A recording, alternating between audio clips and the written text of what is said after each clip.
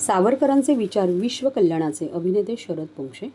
स्वातंत्र्यवीर सावरकर यांचे विचार कोणीही थांबवू शकत नाही. त्यांचे विचार विश्व कल्याणाचे आहेत. त्यांचे हिंदुत्व हे कुठल्याही अहिंदूचे नुकसान करणारे नाही. त्यांचे हिंदुत्व हे राष्ट्रीयत्व आहे.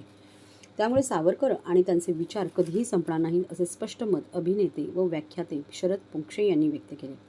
उपमुख्यमंत्री एकनाथ शिंदे हे प्रमुख मार्गदर्शक असलेल्या स्वातंत्र्यवीर सेवा प्रतिष्ठान ठाणे या संस्थेच्या वतीने स्वातंत्र्यवीर सावरकरांच्या जयंतीनिमित्त हिंदुत्व हेच राष्ट्रीयत्व या विषयावर शरद पोंक्षे यांचे व्याख्यान सहयोग मंदिरात आयोजित करण्यात आले होते. यावेळी बोलताना ते म्हणाले, सावरकर एक तत्व आहे. ताठ मानेने, स्वाभिमानाने देशासाठी आणि धर्मासाठी कसे जगावे हे त्यांनी शिकवले. आज त्यांचा पक्ष किंवा अनुयायी शिल्लक नसले तरी काँग्रेसला दर 2 दिवसांनी स्वप्नात सावरकर येतात ही त्यांची भीती आहे. समाजसुधारक, महाकवी, क्रांतिकारक आणि माणुसकीचे तत्त्व शिकवणारे म्हणून सावरकरांना एकट्याने अनेक भारतरत्न द्यावे लागतील, म्हणून सरकार त्यांना भारतरत्न देत नाही. शरद पोंक्षे पुढे म्हणाले, सावरकरांचे विचार कोणीही थांबवू शकत नाही. त्यांचे विचार विश्व कल्याणाचे आहेत. कुठल्याही अहिंदूचे नुकसान करणारे सावरकरांचे हिंदुत्व नाही. 100% नास्तिक होण्याची परवानगी या हिंदू सनातनी धर्मात आहे. हे याचे सौंदर्य आहे.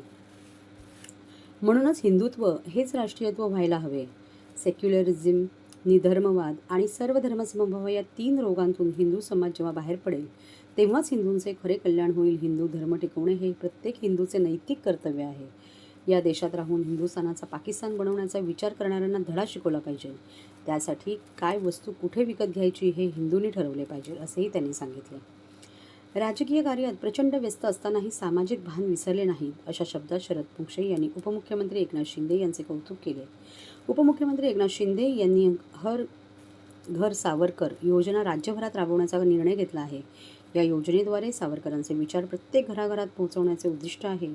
येत्या काळात ही मोहीम अधिक व्यापक स्वरूपात राबवणार असल्याचे शरद पोंक्षे यांनी सांगितले.